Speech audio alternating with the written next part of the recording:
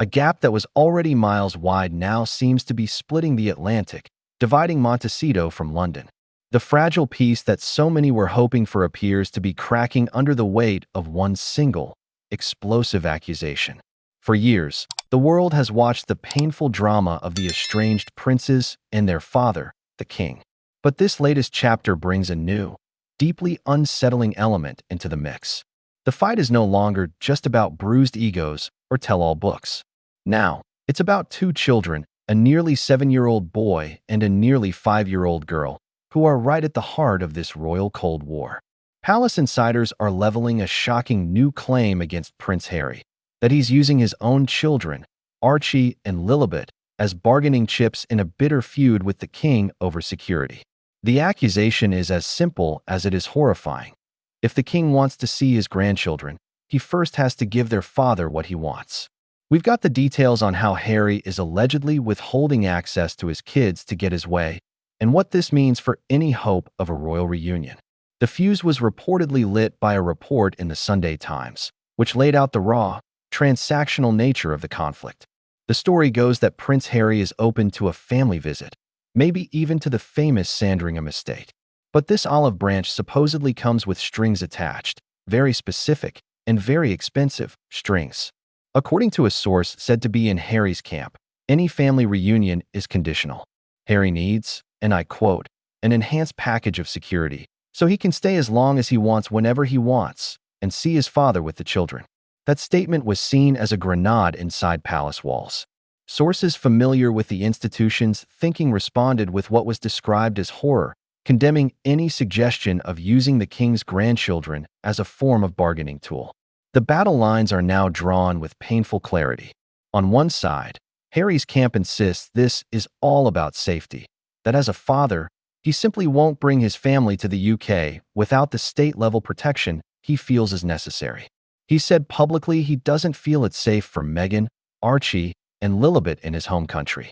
One source put it bluntly, there is not a world in which he brings the kids back unless there is an enhanced security package around them. On the other side, palace sources and royal commentators see a power play, not a security issue. They've labeled it emotional blackmail. The implication, as they see it, is clear. You'll never see your grandchildren again unless you give me what I want. A friend of the king didn't mince words, calling the alleged tactic beyond contempt and truly appalling. This source argued that since Prince Harry lost his security case in court, he's now using this strategy to force the king's hand. It's no longer a disagreement. It's being framed as a cynical, manipulative game, with a grandfather's relationship with his grandchildren hanging in the balance. So how did we get here? This isn't a new fight. It's the bitter end of a years-long battle that started the moment Harry and Meghan stepped back as working royals in 2020. When they did that, they were stripped of their taxpayer-funded, automatic police protection in the UK. The decision for who gets this top-tier protection falls to a powerful but little-known group called the Royal and VIP Executive Committee, or RAVEC. It's made up of senior figures from the Home Office, the Metropolitan Police, and the royal household. Since 2020, RAVEC's position has been firm. As non-working royals living abroad, the Sussexes don't qualify for automatic protection. Instead, their security is looked at on a case-by-case basis. This means Harry has to give the police at least a month's notice before any visit, and then a custom security plan is considered. For Prince Harry, that's just not good enough. His legal team has argued that it's insufficient and that his private U.S. security team doesn't have the jurisdiction or the UK intelligence access to properly protect his family. He took the British government to court over the RAVEC decision and lost, later calling the ruling a good old-fashioned establishment stitch-up. Harry's supporters say the threat is very real. They point to his military service in Afghanistan, which made him an extremist target, and the specific threats made against him and his family. His stance is that he's a father trying to protect his kids from harm, a fear deeply connected to the tragic death of his mother, Princess Diana. He has said it's currently impossible for him to bring his family to the UK safely. But critics and some government officials see it differently.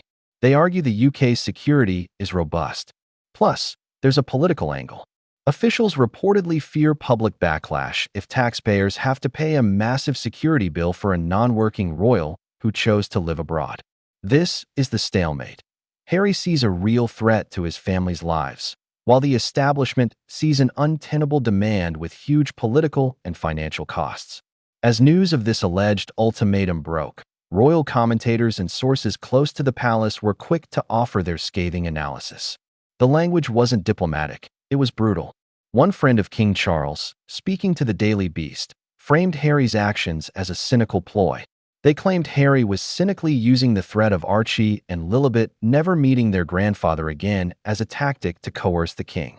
They dismissed Harry's security fears as absurd, saying, using it as leverage to is beyond contempt.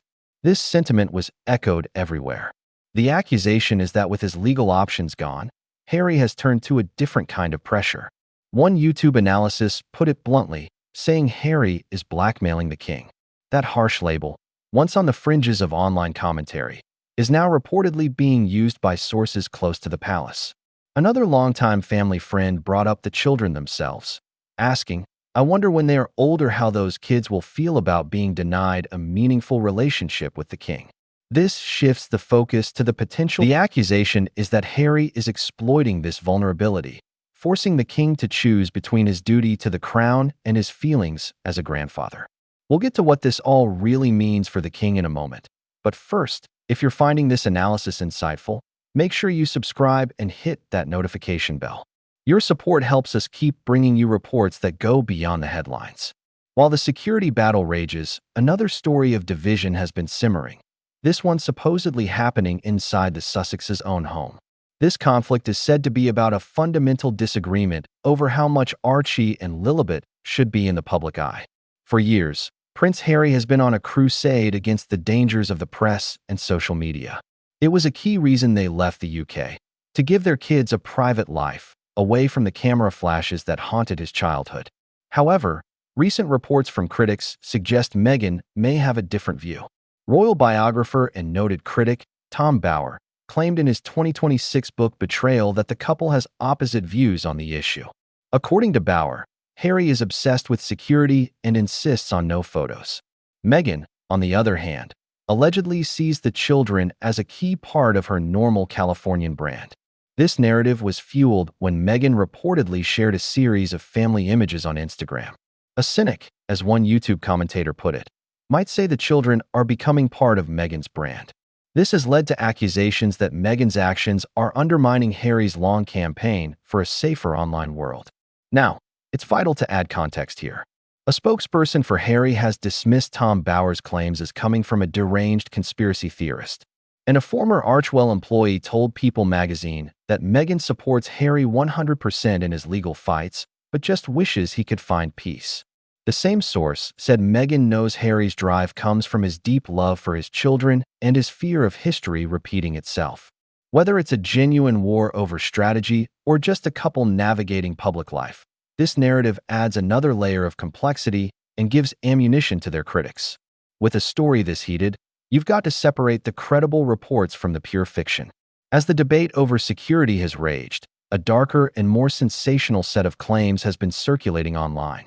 One of the most dramatic and baseless rumors is about a supposed custody battle. These stories, found in the depths of YouTube and social media, make explosive claims that the royal family is preparing to take control of Archie and Lilibet. They cite archaic laws like the king's prerogative from 1717 or completely made-up protocols to suggest King Charles has automatic legal guardianship. So let's be perfectly clear on this. There is no evidence to support any of it.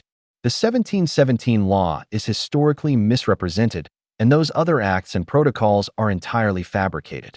The British monarch does not have legal custody over their adult children's kids. There have been no court rulings, no dramatic announcements, and the children have not been removed from the royal family's website. These are fictions designed for clicks. What is real is the accusation of emotional leverage. That story comes from sources speaking to established newspapers like the Sunday Times. The core of the verifiable story is that Harry has made security a precondition for visits, and that palace-connected sources have interpreted this as using the children as a bargaining tool. The drama and the accusations of emotional blackmail are part of the public record because they represent the quoted feelings of those in the conflict. But the stories of secret court briefs and custody battles? They are not. So, where does this leave the House of Windsor?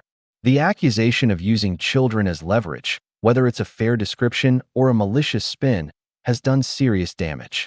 It takes a fight over logistics and turns it into a deeply personal, moral failing. For the palace, it reinforces the narrative of Harry as manipulative. For Harry, it's likely seen as just another vicious attack from an institution he feels failed to protect his family. The chances for a real reconciliation, already slim, now seem more remote than ever. This accusation hardens the opposition to Harry's security demands, making any concession by the king look like he's giving in to blackmail. It just feeds the us versus them mentality that has defined this royal split. For King Charles, the situation is agonizing. He's a monarch wrestling with his duty, but he's also a grandfather who is largely absent from the lives of two of his grandchildren. He is reportedly heartbroken by the distance, yet he can't be seen to bend the rules for his son, especially when it involves public funds.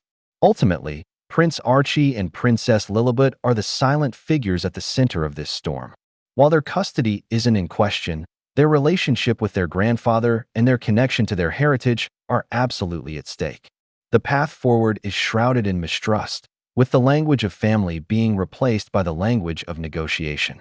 The bridge between California and London appears to be burning. The big question is, what do you think? Is Harry justified in making his family's safety a non-negotiable condition, or have his tactics crossed a line? Let us know your thoughts in the comments.